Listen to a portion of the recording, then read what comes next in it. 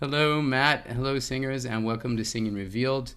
Matt, thanks again for the live stream yesterday. It was very informative, very beneficial, very useful. I hope a lot of people will get to enjoy that and learn from that by accessing our archive in the future. We got a lot of positive feedback. I think you read a lot of that in the chat, and I'm happy to hear that because I do value you and what you do and your teaching style and pedagogy very much. Well, thank you. Yeah, I'm excited. It's always fun to be able to share with others and other like-minded people. So it's a joy.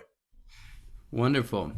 Well, we're going to do our Q&A session now, and it was a very lively session, meaning we had a lot of questions. So we're going to start off with some questions that are a little bit quicker answers, and Matt and I will try and restrain ourselves from elaborating. Yeah. Restraint is the correct way of phrasing that. Yes. Yeah, because if you get together with people who are like-minded and passionate about the same subject matter, you tend to you have the capacity to have a conversation about a one word answer for hours. Yep. True. So let me start off with the first question here. And the question is, would a deviated septum help contribute to laryngitis? That's an interesting question. Probably not, right? The deviated septum is more of an abnormality in your nose, so it's not going to really have a major impact to the vocal folds themselves. Where you may run into some trouble is sometimes people that do have a deviated septum, they may experience more post-nasal drip. And so I did have a client many years ago who, once she got her deviated septum corrected, she felt like she had less post-nasal drip. And if you're somebody who has bad allergies, or you get a lot of colds, and then those colds or those allergies turn into some sort of a laryngitis, bacterial laryngitis, viral laryngitis.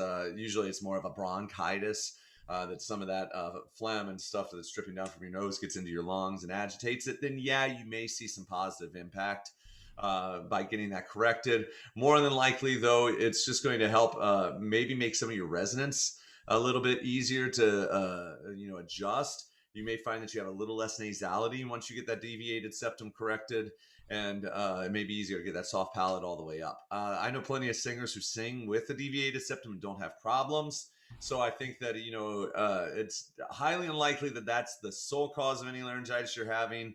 But if you're wondering about it and you feel like I do get a lot of postnasal drip, I really wonder if that's contributing to this. That's something you could see a regular ear, nose, and throat doctor for.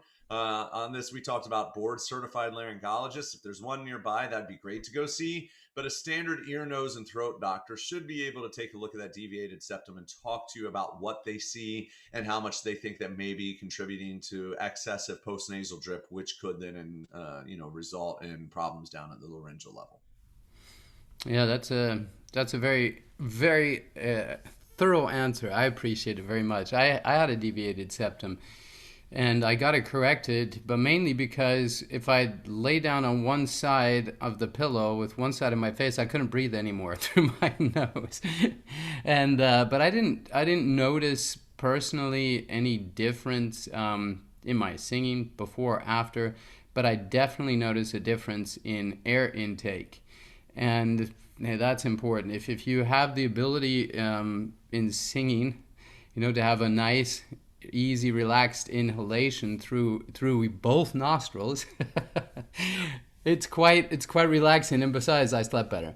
So That's true. I think this. I mean, that's actually though a great point, Philippe. Is that if you're running into trouble sleeping at night, that will fatigue you, and you will feel that at your laryngeal level if you're constantly fatigued from not sleeping well. yeah, absolutely, cool, fun question.